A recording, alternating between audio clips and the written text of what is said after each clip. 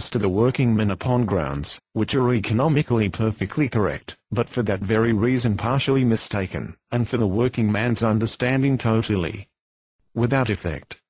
The very zeal of the bourgeoisie shows that it is not disinterested in the matter, and apart from the indirect loss involved in a turnout, the state of the case is such that whatever goes into the pockets of the manufacturers comes of necessity out of those of the worker.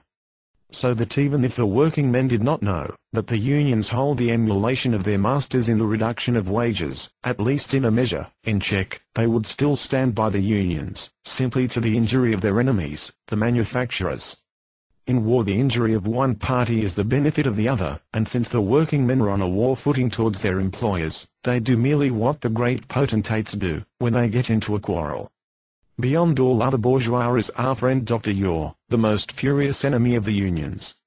He foams with indignation at the secret tribunals of the cotton spinners, the most powerful section of the workers, tribunals which boast their ability to paralyze every disobedient manufacturer, 222a, and so bring ruin on the man who had given them profitable employment for many a year. He speaks of a time 222b when the inventive head and the sustaining heart of trade were held in bondage by the unruly lower members. A pity that the English working men will not let themselves be pacified so easily with thy fable as the Roman plebs, thou modern Menenius Agrippa. Finally, he relates the following: at one time the coarse mule spinners had misused their power beyond all endurance. High wages, instead of awakening thankfulness towards the manufacturers, and leading to intellectual improvement in harmless study of sciences useful to the bourgeoisie, of course, in many cases produced pride, and supplied funds for supporting rebellious spirits and strikes, with which a number of manufacturers were visited one after the other in a purely arbitrary manner. During an unhappy disturbance of this sort in Hyde, Dukinfield, and the surrounding neighborhood, the manufacturers of the district, anxious lest they should be driven from the market by the French, Belgians, and Americans, addressed themselves to the machine works of Sharp, Roberts & Co., and requested Mr. Sharp to turn his inventive mind to the construction of an automatic mule in order to emancipate the trade from galling slavery. An impending ruin, 223a. He produced in the course of a few months a machine apparently instinct with the thought, feeling, and tact of the experienced workman, which even in its infancy, displayed a new principle of regulation, ready in its mature state, to fulfill the functions of a finished spinner.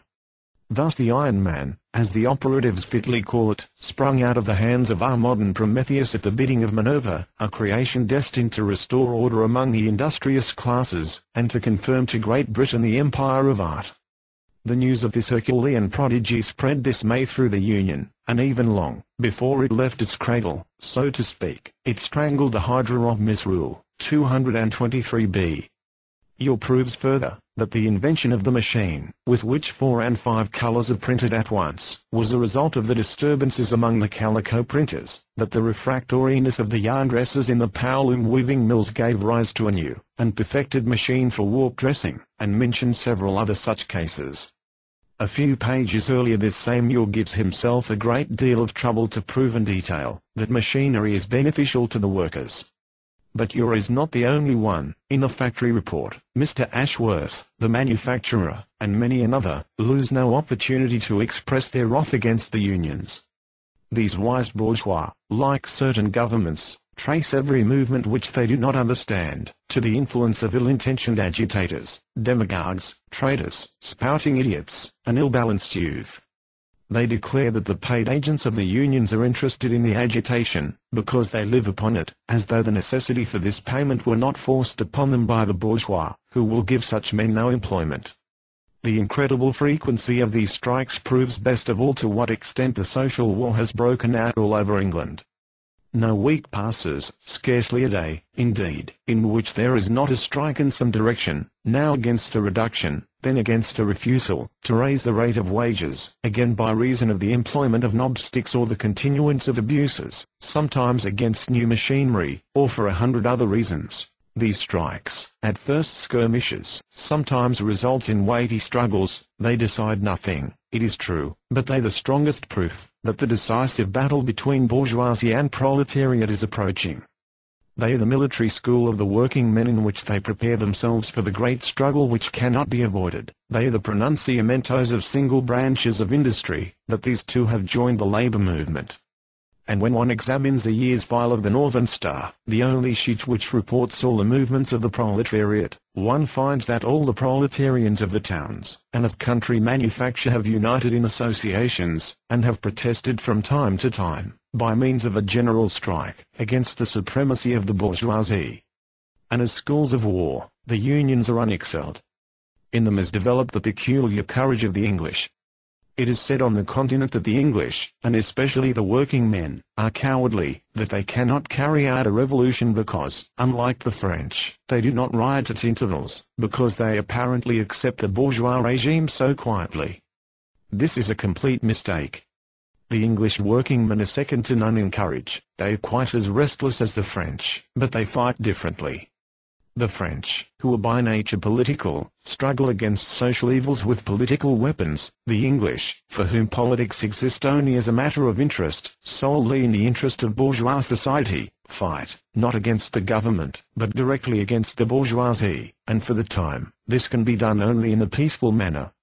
Stagnation in business, and the want consequent upon it, engendered the revolt at Lyons, in 1834, in favour of the Republic in 1842, at Manchester, a similar cause gave rise to a universal turnout for the Charter and higher wages. That courage is required for a turnout, often indeed much loftier courage, much bolder, firmer determination than for an insurrection, is self-evident. It is, in truth, no trifle for a working man who knows want from experience, to face it with wife and children, to endure hunger and wretchedness for months together, and stand firm and unshaken through it all. What is death, what the galleys which await the French revolutionist, in comparison with gradual starvation, with the daily sight of a starving family, with the certainty of future revenge on the part of the bourgeoisie, all of which the English working man chooses in preference to subjection under the yoke of the property-holding class? We shall meet later an example of this obstinate unconquerable courage of men who surrender to force, only when all resistance would be aimless and unmeaning. And precisely in this quiet perseverance, in this lasting determination which undergoes 100 tests every day, the English working man develops that side of his character which commands most respect. People who endure so much, to bend one single bourgeois will be able to break the power of the whole bourgeoisie. But apart from that, the English working man has proved his courage often enough. That the turnout of 1842 had no further results came from the fact that the men were in part forced into it by the bourgeoisie, in part neither clear nor united as to its object. But aside from this, they have shown their courage often enough when the matter in question was a specific social one. Not to mention the Welsh insurrection of 1839, a complete battle was waged in Manchester in May, 1843, during my residence there. Pauling and Henfrey, a brick firm, had increased the size of the bricks without raising wages, and sold the bricks, of course, at a higher price. The workers, to whom higher wages were refused, struck work, and the brickmakers' union declared war upon the firm. The firm, meanwhile, succeeded with great difficulty in securing hands from the neighborhood, and among the knobsticks, against whom in the beginning intimidation was used, the proprietors set 12 men to guard the yard, all ex-soldiers and policemen, armed with guns.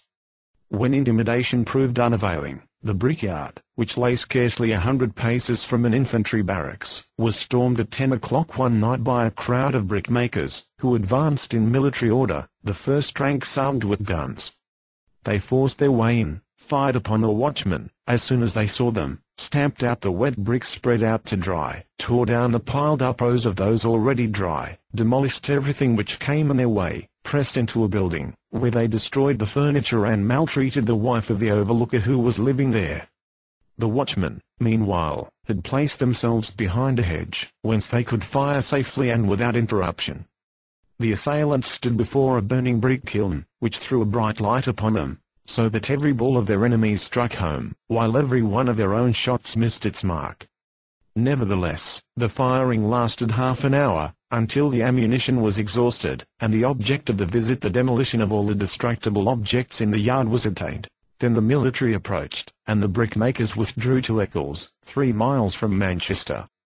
A short time before reaching Eccles they held roll call, and each man was called according to his number in the section when they separated, only to fall the more certainly into the hands of the police, who were approaching from all sides. The number of the wounded must have been very considerable, but those only could be counted who were arrested. One of these had received